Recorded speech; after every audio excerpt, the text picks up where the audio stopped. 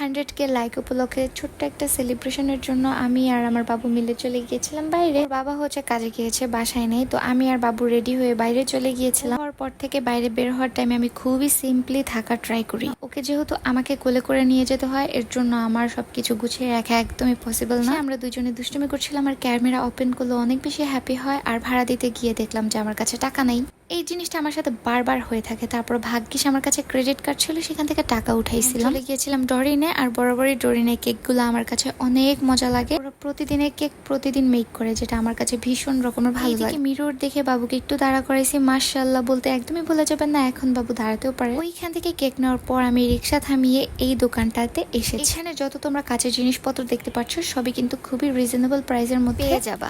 তো আমি এই ছোট মগটা দেখার পর হচ্ছে রিক্সা থেকে নেমেছিলাম এটা নেওয়ার জন্য। আর কিছু দূর এগোনোর পর দেখলাম ভ্যান ভর্তি করে এরকম থেকে জিনিস বিক্রি করা হচ্ছে, আর দেখতে অসম্ভব সুন্দর লাগছে। প্রত্যেকটা জিনিস একদমই গুছানো। এরপর আমি বাসায় চলে এসেছি। আমি হচ্ছে ডেজার্টের জন্য দুইটা ছোট বাটি নিয়েছিলাম। এগুলোর কালার কিন্তু খুবই সুন্দর।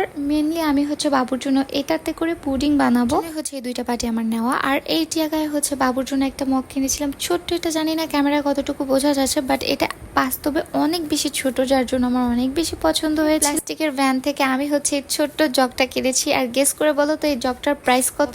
প্রাইস মাত্র 10 টাকা। মানে আমি এত খুশি হয়েছি। 10 টাকা হিসাবে কিন্তু জগটা দেখতে খুবই বেশি সুন্দর ছিল, আর এর জন্য আমি নিয়ে এসেছিলাম। বাবু হচ্ছে কাঁচের জিনিসপত্র সবকিছু একদম খাটে বসে ছুঁড়ে ফেলে দেয়, অ্যান্ড এটা ফেললেও কিন্তু ভেঙে যাবে না। টিকটক আইডিতে যেহেতু খুবই অল্প সময়ের মধ্যে আমার 100K লাইক কমপ্লিট হয়েছে, সেজন্য কিন্তু এই কেকটা আমি নিয়ে এসেছিলাম। যারা এত কম সময় আমাকে পছন্দ করেছো, লাইক কমেন্ট শেয়ার করেছো, তাদেরকে অসংখ্য ধন্যবাদ আমাকে সাপোর্ট করার জন্য। অলসো তোমরা চাইলে আমাকে ফেসবুকে ফলো করতে পারো।